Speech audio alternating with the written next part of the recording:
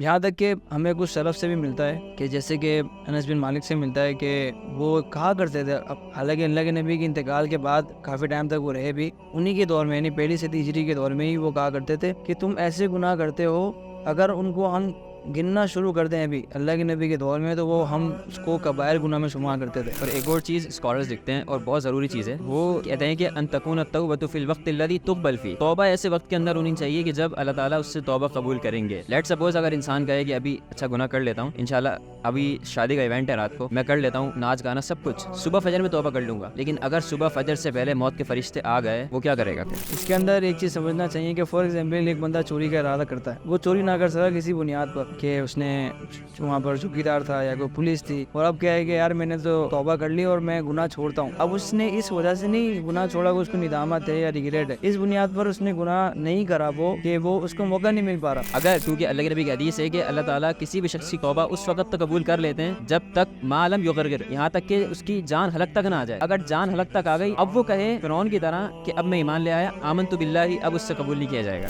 توبہ کی بہت ساری کچھ شرائط بھی اسکالر ذکر کرتے ہیں، جیسے کہ سب سے پہلے کہ وہ جو گناہ اس وقت کر رہا ہے اس گناہ کو چھوڑ دے، پھر آگے یہ بھی ہے کہ اس گناہ کو چھوڑنے کے بعد اس پہ ندامت ہو، اور اگر وہ گناہ کسی حقوق العباد میں سے، فار ایگزامپل اگر حقوق اللہ میں سے کہ اللہ کے حقوق میں سے تو وہ یہ امور کر لے، لیکن حقوق العباد میں سے نا تو ضروری ہے کہ وہ جا کر اس بندے سے معافی بھی مانگے۔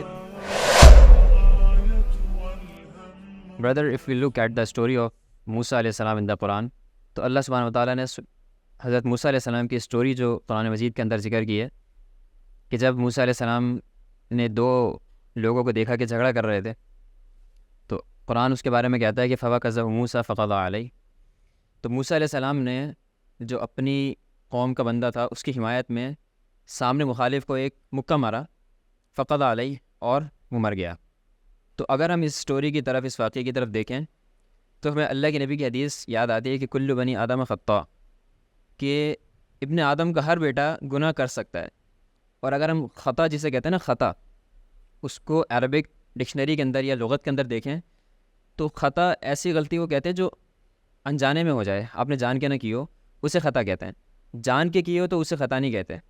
تو ابن آدم کا بیٹا بار بار غلطیاں کرتا رہتا ہے، تو ان غلطیوں سے حدیث کی مراد یہ ہے کہ غلطی اس سے ہو جاتی ہے، کیونکہ نا ایک فرق بہت ضروری میں سمجھتا ہوں ڈسکس کرنا، کہ غلطی ہو جانا اور غلطی کرنا، ان دونوں میں بہت بڑا فرق ہے۔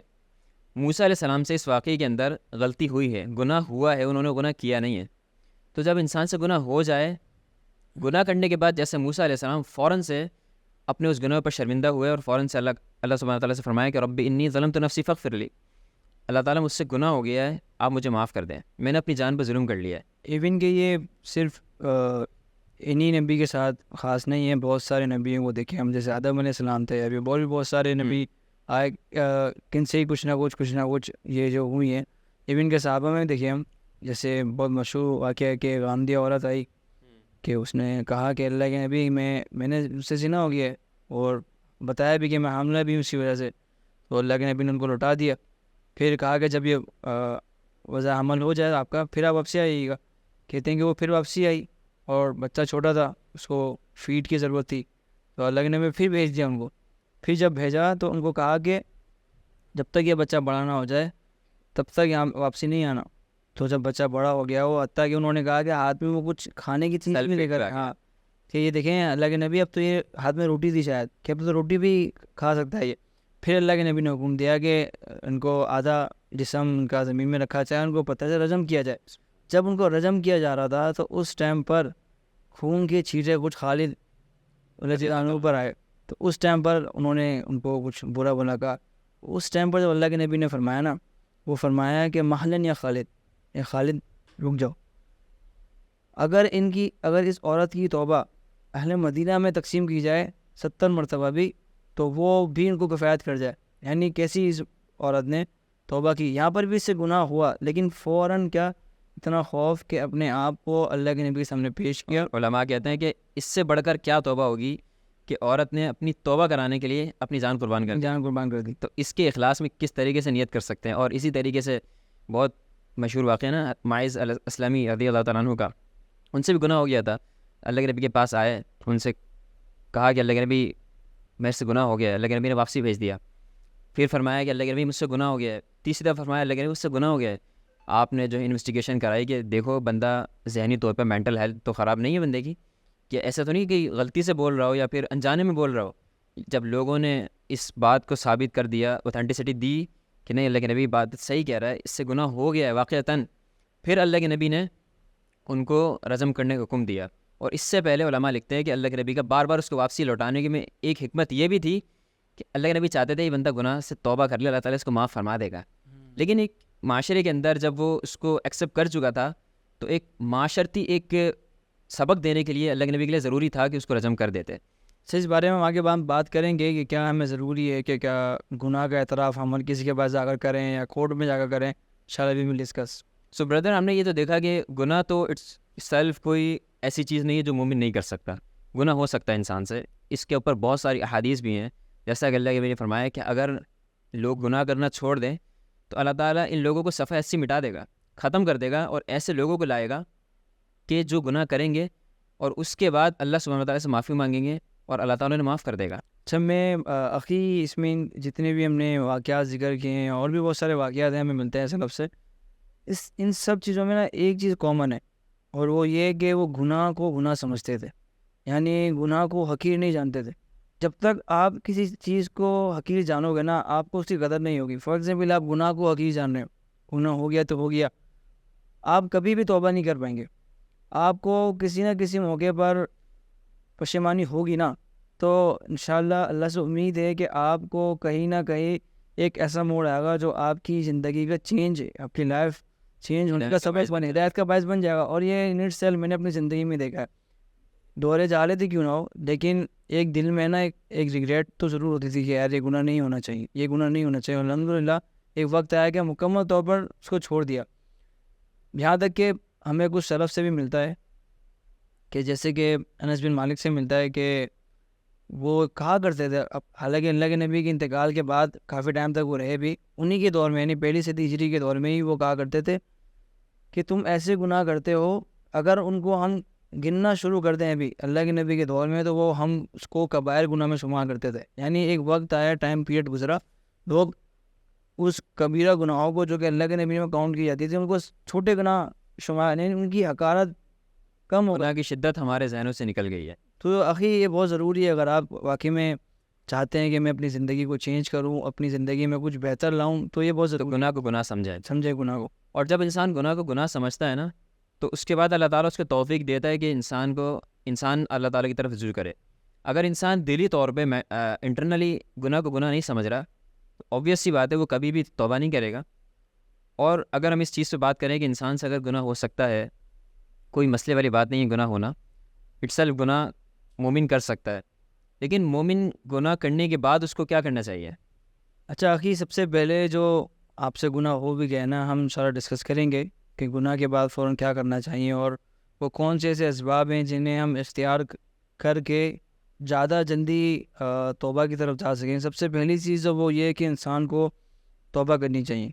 اور توبہ کی بہت ساری کچھ شرائط بھی اسکالر ذکر کرتے ہیں, جیسے کہ سب سے پہلے کہ وہ جو گناہ اس وقت کر رہا ہے اس گناہ کو چھوڑ دے.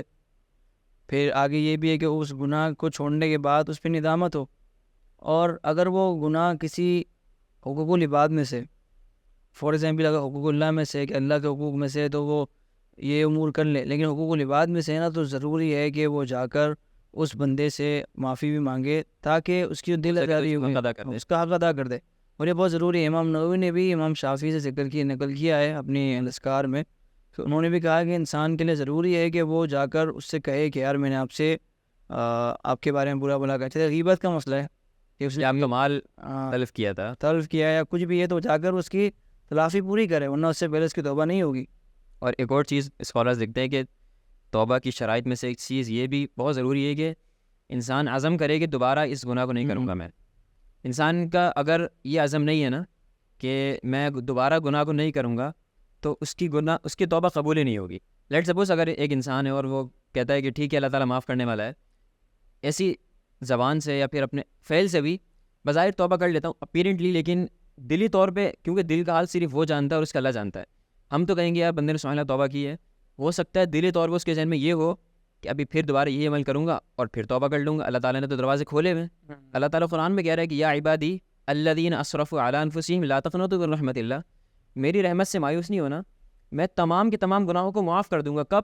جب انسان توبہ کرے گا. لیکن توبہ قبول ہی جب ہوگی کہ جب آپ اس چیز پہ پختہ ہوں کہ میں اب دوبارہ یہ گناہ نہیں کروں گا. اگر دلی طور پہ توبہ کرتے وقت آپ کے ذہن میں یہ خیال نہیں ہے, آپ کے دل میں عزم نہیں ہے, تو آپ کی پہلے والی توبہ قبول نہیں ہوگی, تو بعد میں آپ کیا کریں گے پھر؟ اچھا اخی, ایک اور چیز اس میں بہت ضروری ہے کہ آپ نے کہا کہ اس پہ آگے اصرار نہ کرے.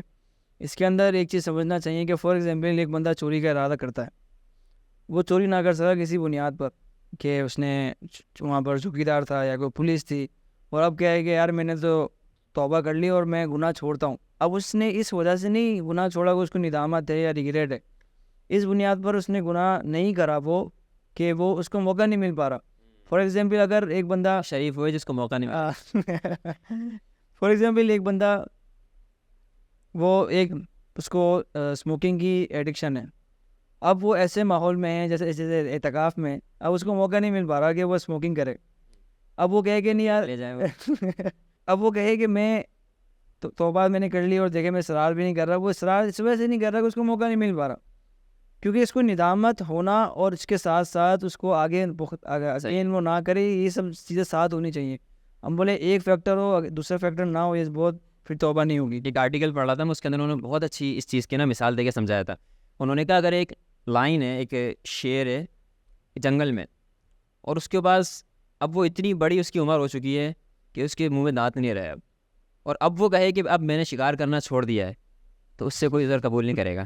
بولے گا تیرے پاس اب دانت ہی نہیں ہے تو شکار کرے گا کیسے بھائی؟ جب تیرے پاس دانت ہے, جب تجھے اتنی طاقت تھی کہ تو ہرن ہو لومڑی سب کو پکڑ سکتا تھا, لیکن جب چھوڑتا تو جب سمجھ میں آتا. ابھی کر ہی نہیں سکتا ہے کچھ, ابھی اٹھ کے اپنا وزن نہیں اٹھا سکتا, ابھی بولے شکار کرنا چھوڑ دیا, تو یہ عجیب سی بات ہے. اچھا اخی, اس کے ساتھ ساتھ نا یہ تو شرائط تھی جو عموماً ضروری ہیں ہر توبہ کے لیے. اچھا کچھ مزید اسکالرز نا اس کو مزید شرائط کو ڈیوائڈ کرتے ہیں, یا پھر ان کو اب اسباب کہہ لیں کہ وہ ان اسباب کو وہ اختیار کرے گا تو پھر اس کی جا کے نا اس کو توبہ کو موقع مل سکتا ہے یا توبہ قبول اس کی ہو سکتی ہے. جس میں سے میں سمجھتا ہوں کہ سب سے پہلی چیز یہ ہے کہ انسان جو ہے نا ان گناہ کے جو اثرات اس کی زندگی میں واقع ہوں گے اس کو وہ سمجھے. فار ایگزامپل وہ ایک طالب علم ہے, اسٹوڈنٹ ہے, اس کو ڈر ہے کہ اگر میں گناہ کروں گا اور مجھے توبہ کی توفیق نہیں ملی تو ایٹ دی اینڈ میرے ساتھ کیا ہوگا کہ اللہ پاک مجھ سے علم چھین لے گا. یا پھر وہ اس کو بتایا کہ میں ایک جو بھی ایفیکٹس آف سنس ہوتے ہیں, ہمارا نیکسٹ پوڈ کاسٹ ہے انشاءاللہ, تو وہ انشاءاللہ دیکھیں, اس میں اس کو فائدہ یہ ہوگا کہ اس کو جب گناہ کے اثرات معلوم ہوں گے نا وہ ڈرے گا. وہ لوگوں کے سامنے بھی گناہ کرنے سے ڈرے گا, خلوت میں بھی ڈرے گا کہ یار ایسا نہ ہو کہ یار فار ایگزامپل رزق کا معاملہ ہے. تو یہ چیز میں سمجھتا ہوں کہ وہ ان چیزوں کو اپنی زندگی میں رکھے نا کہ اگر میں یہ کروں گا تو مجھے یہ اس کے میرٹس اور ڈی میرٹس ہیں, تو انشاءاللہ اللہ سے امید ہے کہ وہ گناہ سے بچے گا. وہ گناہ ہو بھی جائے تو پھر توبہ ضرور کرے گا وہ. اور ایک اور چیز اسکالرز لکھتے ہیں اور بہت ضروری چیز ہے, وہ کہتے ہیں کہ ان تکون التوبۃ فی الوقت الذی تقبل فیہ, توبہ ایسے وقت کے اندر ہونی چاہیے کہ جب اللہ تعالیٰ اس سے توبہ قبول کریں گے. لیٹ سپوز اگر انسان کہے کہ ابھی اچھا گناہ کر لیتا ہوں, انشاءاللہ ابھی شادی کا ایونٹ ہے رات کو, میں کر لیتا ہوں ناچ گانا سب کچھ, صبح فجر میں توبہ کر لوں گا. لیکن اگر صبح فجر سے پہلے موت کے فرشتے آ گئے, وہ کیا کرے گا پھر؟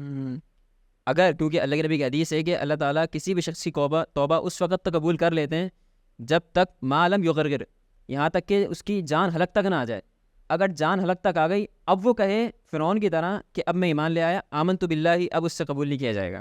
اور ایک اور حدیث میں آتا ہے نا کہ اللہ تعالیٰ کسی بھی شخص کی توبہ اس وقت تک قبول کر لے گا جب تک کہ سورج مغرب سے نہیں نکل جائے, یعنی کہ قیامت نہ آ جائے. ان شارٹلی ہم کہہ سکتے ہیں کہ قیامت کبریٰ اور قیامت صغریٰ. کیونکہ قیامت صغریٰ عمومی موت کو کہا جاتا ہے جب آپ کی ڈیتھ ہو جائے, کیونکہ اس کے بعد آپ کا تو برزخ کا معاملہ, آپ کا عمل کا انقطاع تو ہو گیا, مات فقط وقع القیامہ, یہ حدیث کے اندر بھی ہے. اور قیامت کبریٰ وہ جو قیامت کے دن واقعی میں انسان کا حساب کتاب ہوگا, سورج نکلے گا, اور اس کے بعد اس کی توبہ بالکل قبول نہیں ہوگی. اچھا آخری ایک اور چیز ہے جو میں اپنی زندگی میں نا میں نے عموماً دیکھا ہے, جو ایک اللہ رب العزت نے دین کی طرف آنے کا موقع دیا ہے, اور اس کے بعد میں جو لوگوں میں دیکھا ہے کہ آپ جب تک کوئی ایسا دوست ہے نا آپ کی گیدرنگ جو ہے, فار ایگزامپل آپ کا ایک دوست تھا جو آپ کے دور جہالت میں ہی یہ ڈیز میں وہ آپ کو برے کام کے لیے ابھارتا تھا, یا آپ کو خاص برے کام کے لیے ہی وہ بلاتا تھا، جب تک آپ وہ گیدرنگ نہیں چھوڑیں گے نا، آپ کے لیے پاسبل ہی نہیں ہے کہ آپ کو گناہ کی توفیق ملے یا پھر گناہ کی طرف جائیں. فار ایگزامپل میں نے گناہ چھوڑا، میں نے عزم کر لیا کہ میں فار ایگزامپل گالی نہیں دوں گا. گالی نہیں دوں گا یا پھر میں اسموکنگ نہیں کروں گا. صحیح. گیدرنگ میں گیا، سب پی رہے ہیں. سر آپ اگر یہ نہیں کر رہے نا تو آپ کے اوپر فوراً اسی وقت، حالانکہ میں کچھ بھی نہیں کر رہا، صرف وہ ان کے سامنے گناہ نہیں چھوڑ رہا، میں کیا مولوی کا ٹیگ، یا پھر آپ کے اوپر یہ کہ یہ تو ممی ڈیڈی ہو گیا، یہ یا تو یہ تانے ہے کہ 1-2 دن کی کہانی ہے، ہاں شوق پورا ہو جائے. شوق پورا ہو جائے گا اس کا. یہ چیزیں بہت ضروری ہے. آپ اگر لگتا ہے نا آپ کو کہ میں اس گیدرنگ میں جاؤں گا اور فتنے میں پڑ جاؤں گا. اور یوتھ کے اندر ہمارے یہاں ایک اور بھی بہت مسئلہ ہے کہ میں جا کر نا، اللہ ان کو مزید موٹیویٹ کرے کہ میں جا کر نا ان سب کو مسلمان کر دوں. ہاں جی، آج سب کو ایسا بنا دوں، 5 وقت کا نمازی، تہجد نمازی. یہ ایک بڑا جذبہ ہوتا ہے. اور میں نے عموماً ہمارے معاشرے میں نے دیکھا ہے کہ کچھ لوگ تھے، انہوں نے نا سنگنگ چھوڑی، انہوں نے بہت سارے گناہ چھوڑے، اور اس حد تک ہو گئے کہ آپ اس کو دیکھیں گے نا، آپ کہیں گے کہ یار یہ تو بہت بڑا متقی ہے، میں نے اس سے بڑا متقی نہیں دیکھا کوئی. لیکن آج جب میں دیکھتا ہوں نا، میں وہ اگین وہی سنگنگ کر رہے ہیں، وہی اگین سارے، کیوں گیدرنگ انہوں نے چینج نہیں کیا.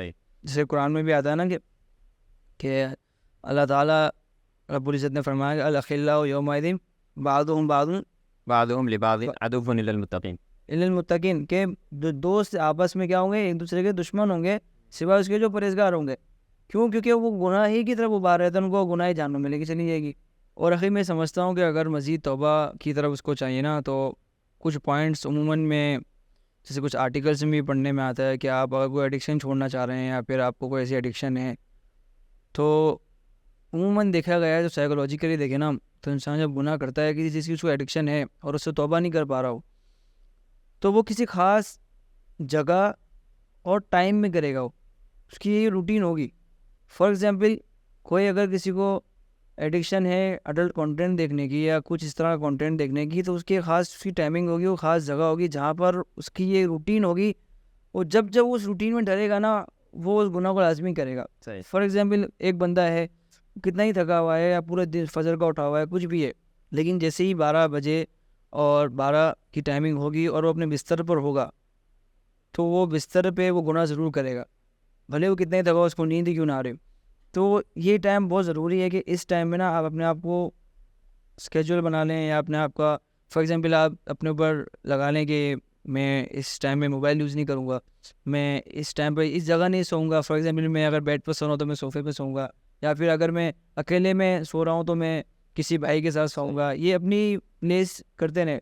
میں نے عموماً یہ دیکھا ہے کہ اس سے بڑا فرق پڑتا ہے، انسان کی روٹین چینج ہو جاتی ہے اس سے بہت زیادہ، مینٹلی طور پر وہ اس گناہ میں نہیں پڑتا پھر. اچھا، آخری چیز ہو سکتا ہے کہ اور بھی ضمن میں بات آ جائے، وہ یہ کہ اگر آپ کے کوئی انسٹرومنٹس ہیں، فار ایگزامپل آپ کو سنگنگ کا شوق تھا اور اب آپ کو سنگنگ کا شوق نہیں ہے، آپ نے چھوڑ دیا، لیکن وہ انسٹرومنٹس آپ کے رکھے ہوئے، تو آپ کو چاہیے کہ وہ انسٹرومنٹس بھی آپ کے نہ ہو.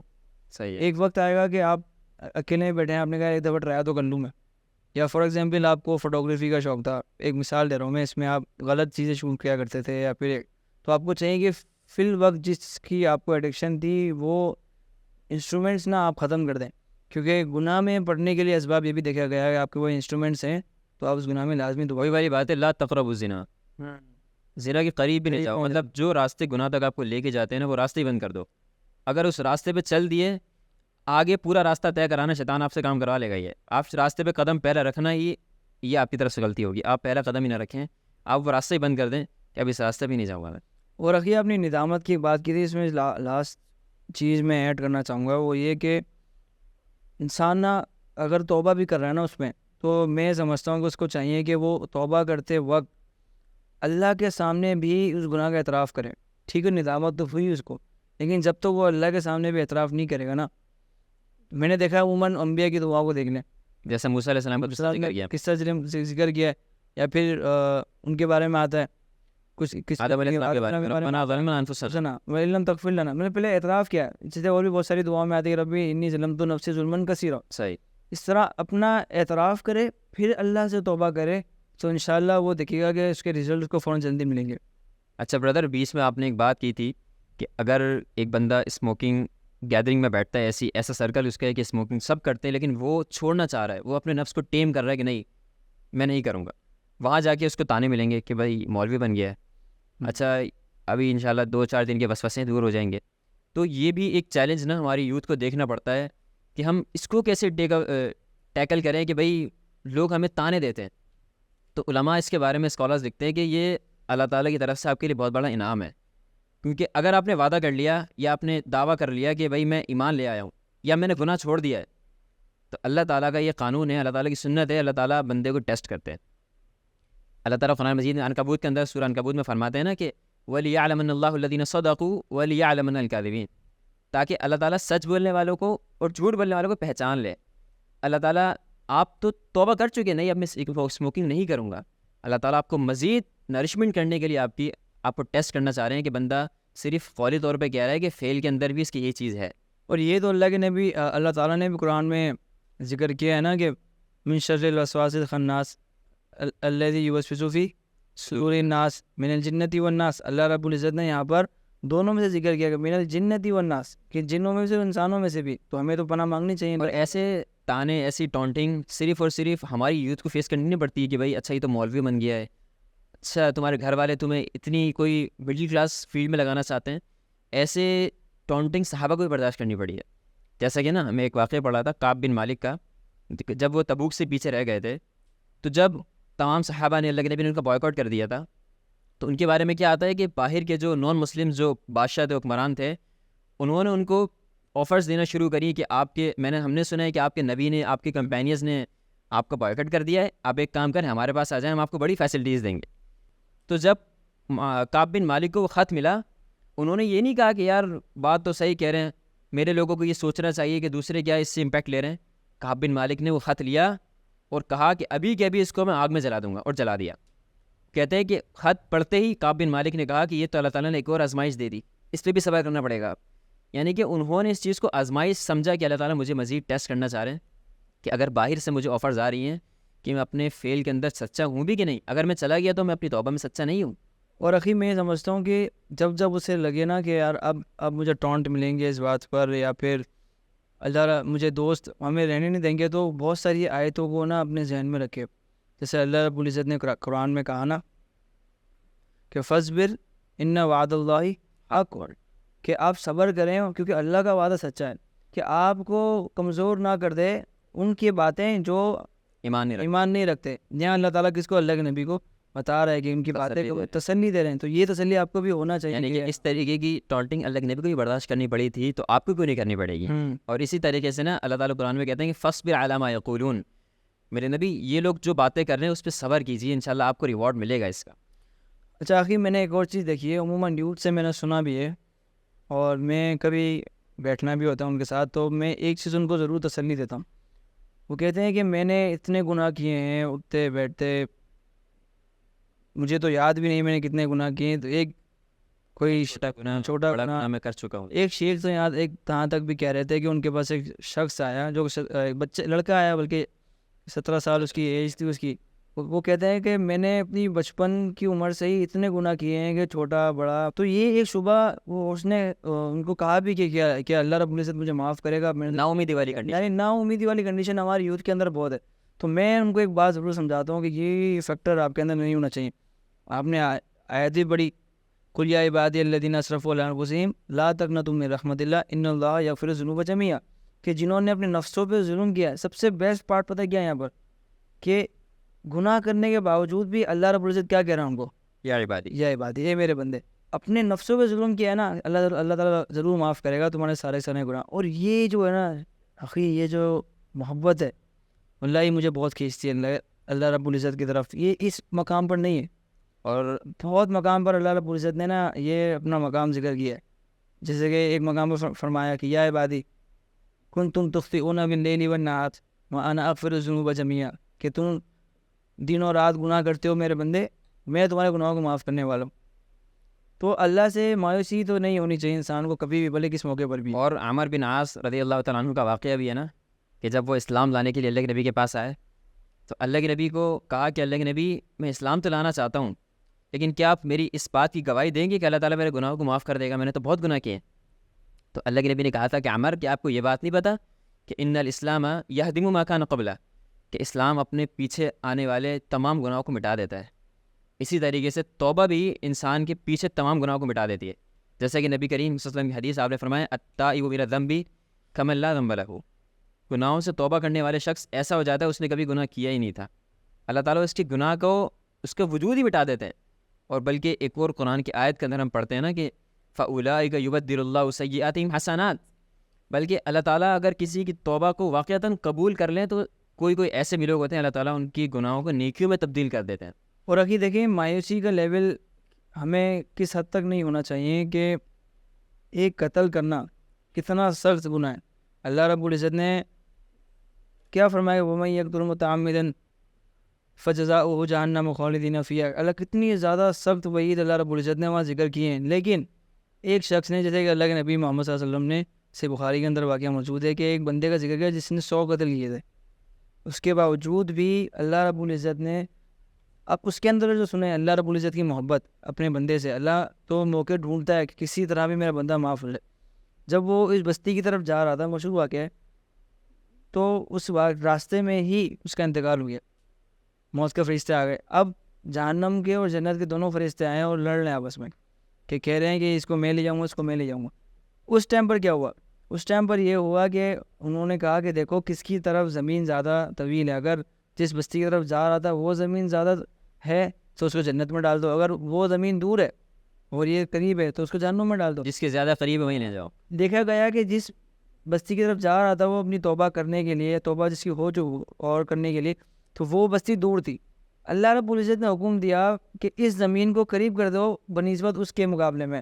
اللہ رب العزت نے قریب کر دی اور اس کو جنت میں داخل کر دیا. یعنی کہ اللہ تعالیٰ چاہتا ہے بندہ توبہ کر لے توبہ. اللہ تو موقع فراہم کرتا ہے. اللہ تو رات آتا ہے اپنے بندے سے استغفار قبول کرنے کے لیے کہ کون ہے ساتوں آسمان سے. امیجن تو کریں اللہ کی عظمت. اللہ رب العزت ساتوں آسمان کے اوپر ہے. وہ اپنے بندے کی توبہ قبول کرنے کے لیے پہلے آسمان پر آتا ہے رات کے تیسرے پہر میں. انسان پھر بھی اپنے اللہ رب العزت سے توبہ نہ کرے تو اور موٹیویشن کے لیے میں سمجھتا ہوں یہ واقعہ نا جو صحیح مسلم کے اندر امام مسلم نے ذکر کیا ہے وہ کہتے ہیں کہ جو ایک شخص بہت مشہور واقعہ ہے کہ اگر ایک شخص ہے اور وہ بالکل ایک سنسان جگہ پہ اپنے گھوڑے کے ساتھ اپنے کچھ ساز و سامان کے ساتھ لیٹا ہے اور مسافر ہے اور کچھ دیر آرام کرنے کے لیے وہاں لیٹا اور سو گیا. اور جب وہ اٹھا تو اس نے دیکھا میری نہ سواری ہے نہ میرے پاس جو ساز و سامان تھا کچھ بھی نہیں ہے میرے پاس. اب اس کو پکا یقین ہو گیا, وہ 100% شیور ہے کہ کچھ ہی منٹس یا کچھ گھنٹوں کی زندگی میری رہ گئی ہے, میں مر جاؤں گا یہاں پر. نہ سواری ہے, جو تھوڑا بہت سروائیو کرنے کے لیے سامان لایا تھا وہ بھی ختم ہو چکا ہے. وہ یہ سوچتے سوچتے پھر سو جاتا ہے, اس کی آنکھ لگ جاتی ہے. اور جب وہ دوبارہ اٹھتا ہے وہ دیکھتا ہے کہ جتنا بھی سامان اس نے کھویا تھا وہ سب اس کے سامنے واپسی ایسے آ چکا ہے. حدیث میں آتا ہے کہ وہ شخص خوشی کے مارے کہہ دیتا ہے کہ یا اللہ انت عبدی وانا ربک, تو میرا بندہ اور میں تیرا رب ہوں. یعنی کہ اللہ کے نبی نے فرمایا کہ بندہ خوشی کے مطلب اتنی خوشی کا لیول یہ ہوتا ہے کہ وہ الٹا کہہ دیتا ہے. اللہ کے نبی فرماتے ہیں کہ اللہ تعالیٰ اسی طرح اور اس سے کئی زیادہ خوش ہوتے ہیں جب اللہ کا بندہ ان کی طرف رجوع کرتا ہے اور توبہ کرتا ہے. سبحان اللہ. اور ایک اور اسی سے ملتا جلتا واقعہ حدیث میں آتا ہے کہ جب کوئی بندہ توبہ کرتا ہے, گناہ کرنے کے بعد توبہ کرتا ہے, اللہ تعالیٰ فرشتوں سے کہتا ہے کہ کیا میرا بندہ یہ جانتا ہے کہ میں ہی توبہ قبول کرنے والا ہوں؟ فرشتے کہتے ہیں اللہ ہی جانتا ہے جبھی تو آپ سے توبہ کر رہا ہے. اللہ تعالیٰ کہتے ہیں پھر میں نے اس کو معاف کر دیا. پھر وہ بندہ پھر توبہ کرتا ہے, پھر گناہ کرتا ہے, پھر توبہ کرتا ہے, پھر اگین ریپیٹیشن کرتا رہتا ہے. اللہ تعالیٰ پھر فرشتوں سے کہتے ہیں کہ کیا یہ بندہ جانتا ہے کہ میں ہی توبہ قبول کرنے والا ہوں؟ فرشتے کہتے ہیں اللہ ہی جانتا ہے, آپ کے پاس ہی بار بار آتا ہے. اللہ تعالیٰ کہتے ہیں میں نے اس کو معاف کر دیا. حتیٰ کہ ایک وقت ایسا آتا ہے اللہ تعالیٰ کہتے ہیں اب یہ جو گناہ کرتا رہے میں نے اسے معاف کر دیا ہے. لیکن اس کا مقصد یہ نہیں ہے کہ گناہ کرنا کوئی بڑی چیز نہیں ہے. یہاں پہ جو ایلیمنٹ جس کو ہم زیادہ دیکھنا چاہیے نا وہ یہ کہ اس کی توبہ کا لیول الگ ہی تھا جس کی وجہ سے اللہ تعالیٰ نے اس کے موقع دیا. سر اخی میں یہاں پر ایک بہت ضروری بات ڈسکس کرنا چاہوں گا, وہ یہ کہ انسان کے ذہن میں نا بہت دفعہ یہ آتا بھی ہے کہ ایک تو یہ تھا کہ اتنا زیادہ خوف کا لیول بڑھ گیا کہ اللہ مجھے معافی نہیں کرے گا, رجا کی امید تو ختم ہی ہو گئی. اور ان امور کو دیکھ کر ایک یہ انسان کے دل میں نہ آ جائے کہ دوسرے ایکسٹریم نہ آ جائے کہ اللہ تو معاف کر ہی دے گا, یار یہ میں عمل کروں نہیں کروں اللہ تو مجھے معاف کرے, رجا کا لیول اوپر آ جائے, خوف ختم ہو جائے. یہ چیز نہیں ہونی. دونوں ایکسٹریمز غلط ہیں, دونوں بیچ میں یدعون ربهم خوفا و طمعا, کہ وہ اپنے رب کو پکارتے ہیں خوف اور طمع کے ساتھ, یعنی امید کے ساتھ تو کہ یہ دونوں چیزیں لے کے چلے انسان. امام ابن قیم کہتے ہیں کہ یہ دونوں تو انسان کے پر جیسے پرندے کے پر ہوتے ہیں نا, اسی طرح انسان کے اگر ایک پر بھی اس کا ٹوٹ جائے نا اگر, تو وہ ٹوٹ نہیں پائے گا, سروائیو نہیں کر پائے گا. تو یہ بہت ضروری ہے. بلکہ اسکالرس تو یہاں تک لکھتے ہیں کہ توبہ صرف جب نہیں کی جاتی کہ جب انسان سے گناہ ہو گیا ہو. کہتے ہیں کہ اللہ تعالیٰ نے توبہ تو ایک ایسی چیز دی ہے کہ انسان اس کے ذریعے اپنی نشمن کر سکتا ہے. کہتے ہیں اللہ کے نبی سے کون سے گناہ ہوئے تھے, لیکن اللہ کے نبی کہہ رہے ہیں کہ میں دن میں 70 سے زیادہ مرتبہ اللہ تعالیٰ سے توبہ کرتا ہوں. یعنی کہ اللہ تعالیٰ نے ایک بہت اچھی آفر اور ایک بہت اچھی اپرچونیٹی دی ہے اللہ تعالیٰ کے ساتھ تعلق بنانے کی. ضروری نہیں آپ سے گناہ ہو جب ہی آپ توبہ کریں گے. اللہ کے نبی 70 سے زیادہ مرتبہ توبہ کر رہے ہیں. ہم تو چلتے پھرتے اتنے گناہ کرتے ہیں ہمیں پورے دن توبہ کر لینی چاہیے. چلتے پھرتے ہمارے کو 24 گھنٹے توبہ کرنی چاہیے. اور جس طریقے سے نا مجھے تو بڑی پیاری وہ قرآن کی آیت سورہ آل عمران کی 133 نمبر آیت جو ہے نا, جس کے اندر اللہ تعالیٰ فرماتے ہیں کہ جنتی لوگ وہ ہیں جو غصہ پی جاتے ہیں, جو معاف کر دیتے ہیں. اس کے بعد اللہ تعالیٰ نے فرمایا والذین اذا فعلوا فاحشہ, جب ان سے کوئی گناہ ہو جاتا ہے او ظلموا انفسهم ذکروا اللہ فاستغفروا لذنوبہم, گناہ ہونے کے فوراً بعد شرمندہ ہوتے ہیں اور اللہ تعالیٰ کو یاد کرتے ہیں, اس کے بعد اللہ تعالیٰ سے مغفرت طلب کرتے ہیں. اور جس طریقے سے اللہ تعالیٰ قرآن مجید میں فرماتے ہیں کہ وَأَنِ اسْتَغْفِرُوا رَبَّكُمْ ثُمَّ تُوبُوا إِلَيْهِ, اللہ تعالیٰ سے استغفار کرو اور اس کے بعد اس سے توبہ بھی کرو. تو ہمیں یہاں سے ایک بات یہ بھی پتہ چلتی ہے کہ توبہ از اندر تھنگ اینڈ استغفار از اندر تھنگ. اگر بندہ کہے کہ بھائی استغفر اللہ میں پڑھتا رہتا ہوں, مجھے توبہ کی ضرورت نہیں ہے. علماء کہتے ہیں کہ آپ کا زبان سے استغفر اللہ کہنا یہ قولی جو چیز ہے یہ استغفار ہے, ابھی آپ نے توبہ نہیں کی ہے.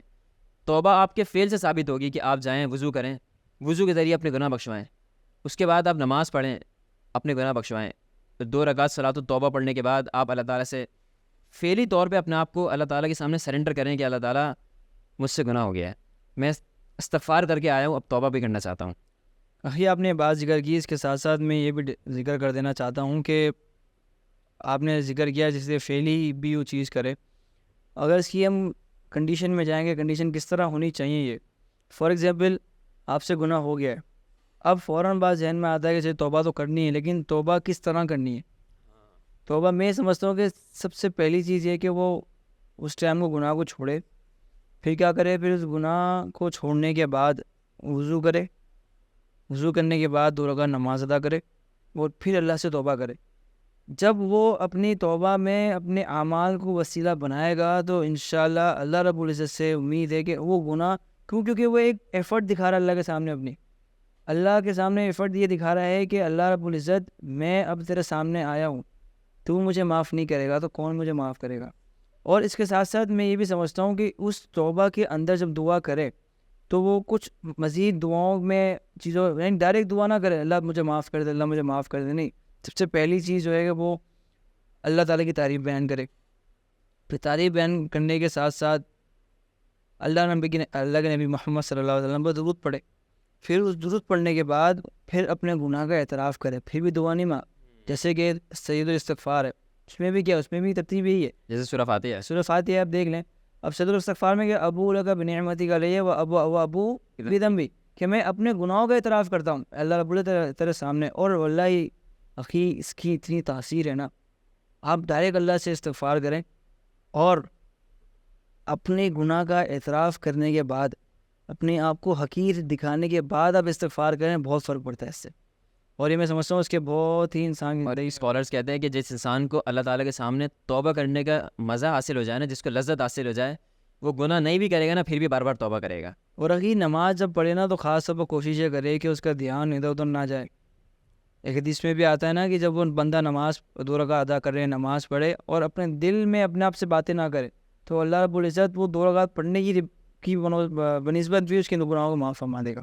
اور آخر میں نا ایک پریکٹیکل ٹپ یہ بھی ہے کہ انسان اپنی نمازوں کے اندر, اپنی نارمل روٹین کی دعاؤں کے اندر جو انبیاء کی دعائیں ہیں نا, خاص طور پہ توبہ کے حوالے سے, گناہوں کی مغفرت کے حوالے سے, ان کو اپنی زبان پہ جاری رکھے اور ان کو یاد رکھے. جیسے کہ ربنا ظلمنا انفسنا وان لم تغفر لنا وترحمنا, اسی طریقے سے ربی انی لما انزلت الی من خیر فقیر, اور ربی انی ظلمت نفسی فاغفر لی. انسان اپنے آپ کو اگر جب تک گناہ اپنا جسے کہتے ہیں نا بار بار اللہ تعالیٰ کے سامنے عاجزی نہیں دکھائے گا نا اور اقرار نہیں کرے گا, تو توبہ اس کی پختہ نہیں ہوگی. جبکہ میں کچھ سلف کے بارے میں پڑھ رہا تھا, ایک سلف ہیں ان کے بارے میں آتا ہے کہ وہ جب صبح کے وقت فجر کے بعد سب لوگ اپنے اپنے کام دھندوں پہ نکل جاتے تھے, معاش پہ نکل جاتے تھے نا, وہ اس وقت اللہ تعالیٰ کے سامنے ہاتھ پھیلاتے تھے اور کہتے تھے اللہ تعالیٰ ہر شخص اپنی اپنی ضرورت پوری کرنے کے لیے نکل گیا ہے, میری ضرورت یہ کہ تو مجھے معاف فرما دے, اور میں اس وقت اپنی ضرورت پوری کروانے تیرے پاس آیا ہوں. تو انسان اگر واقعتاً اللہ تعالیٰ کے بارے میں اور توبہ کے بارے میں کانشیس ہونا، اللہ تعالیٰ اسے کیوں نہیں معاف کرے گا؟ کیونکہ اللہ تعالیٰ قرآن میں کہتا ہے کہ لا تقنطوا من رحمت اللہ، اللہ تعالیٰ کی رحمت سے مایوس نہیں ہونا. ان اللہ یغفر الذنوب جمیعا، اللہ تعالیٰ صرف گناہوں کو معاف نہیں کرے گا، اللہ تعالیٰ تمہارے تمام گناہوں کو معاف کرے گا. کیوں؟ انہ هو الغفور الرحیم، معاف کرنے والا بھی وہی ہے، رحم کرنے والا بھی وہی ہے. وانیبوا الی ربکم واسلموا لہ، شرط یہ ہے کہ تم اس کی طرف بار بار رجوع کرو اور اس کی فرما برداری کرتے رہو، اپنے آپ کو اس کے سامنے بار بار پیش کرتے رہو. من قبل ان یاتیکم العذاب، کس سے پہلے؟ عذاب کے یا پھر موت آ جانے سے پہلے. اللہ تعالیٰ نے اس کے اندر بہت ساری توبہ کی شرائط اور توبہ کس طریقے سے قبول ہوگی، کس طریقے سے نہیں ہوگی، ان 2-3 آیت کے اندر ایسی چیزیں ارشاد فرما دی. اگر ہم ان آیت کو 3-4 آیت کو قل یا عبادی الذین سے لے کے رکوع تک پڑھ لینا، انسان کو ایک توبہ کا جو منہج ہے نا وہ انسان کے اندر سمو جائے گا اور انسان کو سبحان اللہ ایک توبہ کی لذت آنے لگے گی. ویسے اخی میں سمجھتا ہوں کہ جو واقعی اپنی اصلاح کرنا چاہتا ہے تو اس کے لیے یہ چیز کافی ہے. تو اللہ تعالیٰ سے دعا ہے کہ اللہ تعالیٰ ہمیں صحیح معنوں میں عمل کرنے کی توفیق عطا فرمائے اور ہمیں صحیح راہ دکھاتا رہے. السلام علیکم ورحمۃ اللہ وبرکاتہ.